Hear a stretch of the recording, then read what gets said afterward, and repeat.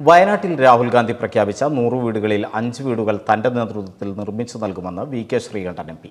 ഇതിനോടകം ഈ വീടുകളുടെ നിർമ്മാണം ഏറ്റെടുക്കാൻ പലരും മുന്നോട്ട് വന്നിട്ടുണ്ടെന്നും വി.കെ. ശ്രീകണ്ഠൻ എം.പി. പട്ടാമ്പിയിൽ പറഞ്ഞു.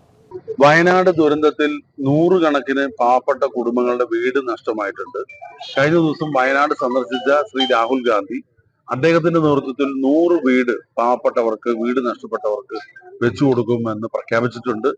അത് ഉൾക്കൊണ്ടുകൊണ്ട് തന്നെ പാലക്കാട് നിന്നും 5 വീടുകൾ, പാലക്കാട് എം.പിയുടെ നേതൃത്വത്തിൽ ആ 100 വീടുകളിൽ 5 വീടുകൾ പാലക്കാട് നിന്നും തന്നെ ചെയ്തു കൊടുക്കുമെന്ന് അറിയിക്കുകയാണ്.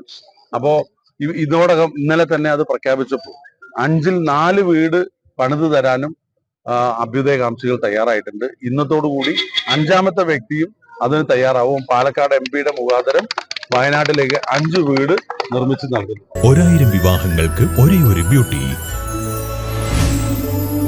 സിൽക്സ്, എടപ്പാൾ, ചാവക്കാട്, തൃപ്രയാർ, പുത്തനത്താണി, പെരിന്തൽമണ്ണ.